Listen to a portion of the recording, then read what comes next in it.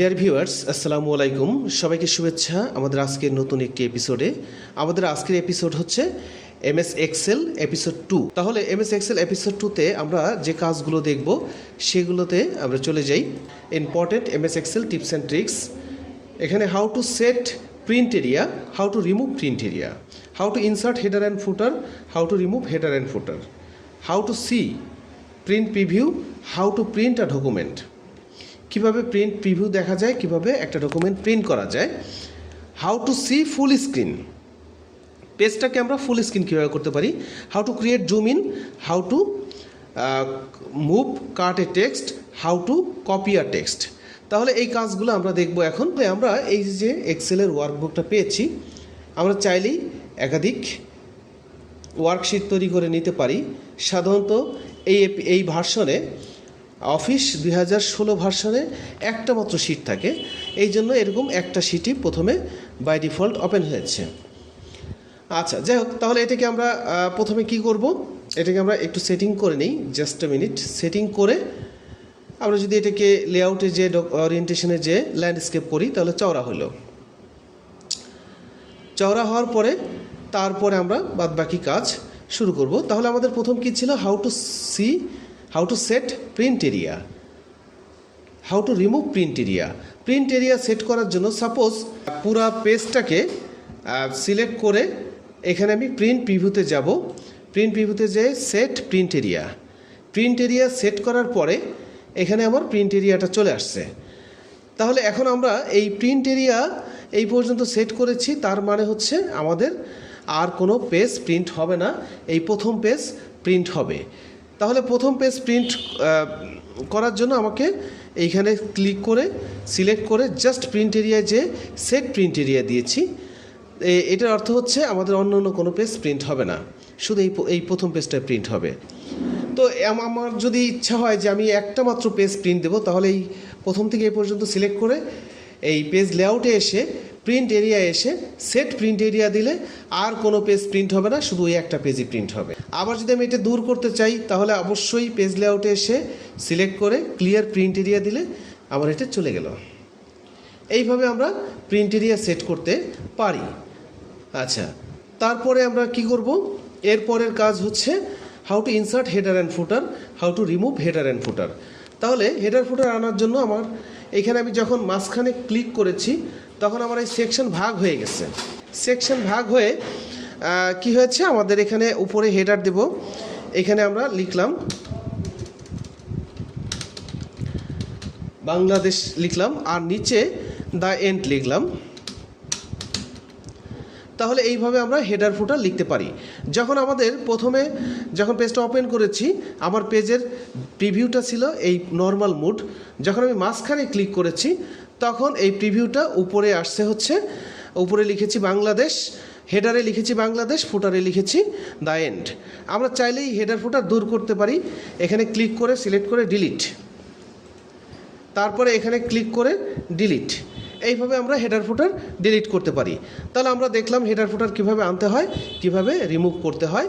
আমাদের হেডার ফুটার রিমুভ করার আরও একটা উপায় আছে, সেটা হচ্ছে হেডারে যে এখানে আসছে দেখা যাচ্ছে যে আমি এখানে যে হেডারে যে এই হেডার নাম দিয়ে দিলে আমার হেডার চলে যাবে। তাহলে হেডার ফুটার যদি আমি রিমুভ করতে চাই, যাই থাক লেখা, আমি এখানে ইনসার্টে আসব, এসে এই হেডার ফুটারে ক্লিক করব। এখানে ক্লিক করার পরে এখানে ফুটারে যাব, আমার ফুটারে যে লেখাটা আছে সেটা চলে যাবে। এইভাবে আমরা হেডার ফুটার আনতে পারি এবং রিমুভ করতে পারি। এরপরে কাজ হচ্ছে how to see print preview, how to print a document. Print করব কিভাবে, সাপোজ আমি এখানে অনেক কিছু লিখেছি, অনেক কিছুই লেখা থাকতে পারে।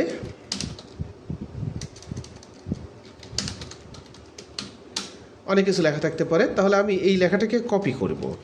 কপি করে আমি পুরো পেজ ভরে দিয়ে দিচ্ছি। এখানে আবার অন্য পেজে চলে গেল কিছু। তাহলে আমরা প্রথম কলামটা, এখানে প্রথম কলামে যে কন্ট্রোল মাইনাস দিলে প্রথম কলাম ডিলিট হয়ে যাবে। তাহলে এইটুকু যদি আমি প্রিন্ট করতে চাই, তাহলে আমরা কি করব, এখানে ফাইলে যাব, প্রিন্টে যাব, এখানে কয় কপি করব সেই নাম্বার অফ কপিজ দিয়ে দিব এখানে, আর এখানে প্রিন্ট দিয়ে দিব। এরপর আরেকটা কথা আছে যে আমরা এটা কোন প্রিন্টারে প্রিন্ট দেবো এখানে সিলেক্ট করে আমরা এই প্রিন্টারের নাম এখান থেকে দেখিয়ে দেব। আমার এই কম্পিউটারের সাথে যে প্রিন্টার কানেক্টেড থাকবে, হতে পারে এইচপি প্রিন্টার, হতে পারে ক্যানন প্রিন্টার, হতে পারে ব্রাদার্স প্রিন্টার, যে প্রিন্টার কানেক্টেড থাকবে সেই প্রিন্টারে আমি প্রিন্ট দিতে পারবো এই ফাইলটা। এই হচ্ছে প্রিন্টের অপশন। তাহলে আমরা প্রিন্টের অপশনে গেলাম, অপশনে গেলেই আমাদের প্রিন্ট প্রিভিউটা দেখাবে। এটার অর্থ হচ্ছে এটা হলো প্রিন্ট প্রিভিউ। প্রিন্টের আগের যেই অবস্থাটা সেটাকে বলে প্রিন্ট প্রিভিউ। ঠিক আছে, এখান থেকে বের হওয়ার জন্য আমার এসকেপে কিবোর্ডের বাঁ পাশে উপরে এসকেপ ইএসসি লেখা আছে, ইএসসি নামে একটা বাটন আছে, ওটি ক্লিক করলে আমাদের মূল পেজে চলে আসবে। তো এই হচ্ছে আমার প্রিন্ট করা এবং প্রিন্ট প্রিভিউ। প্রিন্ট প্রিভিউ আমরা আরেকভাবে করতে পারি, কন্ট্রোল কিবোর্ডের F2 চাপলেই প্রিন্ট প্রিভিউ চলে আসবে। কিবোর্ডের কন্ট্রোল F2 চাপলে প্রিন্ট প্রিভিউ অপশনটা চলে আসবে। আবার ইএসসি চাপলে এটা নর্মাল মোডে চলে আসবে। এরপরে যে আমরা কীভাবে ফুল স্ক্রিন করব, ফুল স্ক্রিন হলো আমরা এই ভিউতে যে এই সমস্ত অপশনগুলো পাবো, কিন্তু এটা যেহেতু আপগ্রেডেড ভার্সন, এইটা 2016 ভার্সন, মাইক্রোসফট ওয়ার্ডের 2016 ভার্সন, এই জন্য এইখানে ওই অপশনটা আসেনি। 2010 ভার্সনে, 2007 ভার্সনে আছে। আচ্ছা, এক্সেলে যে আমরা এইভাবে জুম ইন করতে পারি। আবার এক্সেলে এখানে যে আমরা এই যে কলাপস দ্য রিবন দিলে উপরে চলে যাবে। এই হচ্ছে আমার জুমের অপশনটা। আবার ওই রিবনটা কলাপস করেছি, রিবনটা আনবো হচ্ছে রাইট বাটন ক্লিক, এই টিক উঠাই দেবো, চলে আসবে। এরপরে আসি, তাহলে জুম ইন দেখলাম, how to move cut A text, how to copy A text.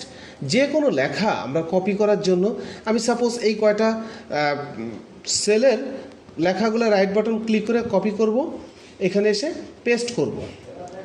এইভাবে আমরা লেখাগুলো পেস্ট করতে পারি। যে কোনো লেখা এক পৃষ্ঠা থেকে আরেক পৃষ্ঠায় নেওয়া যাবে। আচ্ছা, তাহলে আমরা যদি কাট করতে চাই, এইখান থেকে আমরা এটুকু সিলেক্ট করব, যে কোনো টেক্সট সিলেক্ট করে রাইট বাটন ক্লিক করে কাট দেব, এখানে এসে পেস্ট।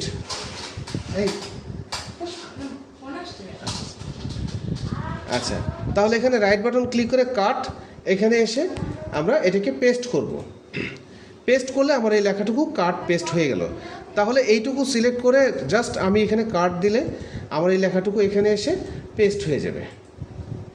কন্ট্রোল ভি দিব অথবা রাইট বাটন ক্লিক করে এভাবে পেস্ট করব। তাহলে আমরা কপি পেস্ট, কাট পেস্ট দেখলাম। এই হচ্ছে আমার এক্সেলের আজকের কাজগুলো। আমরা ইনশাল্লাহ সামনের ক্লাসে এপিসোড 3-4-এ আমরা পরবর্তী কাজগুলো দেখব। সবাইকে ধন্যবাদ।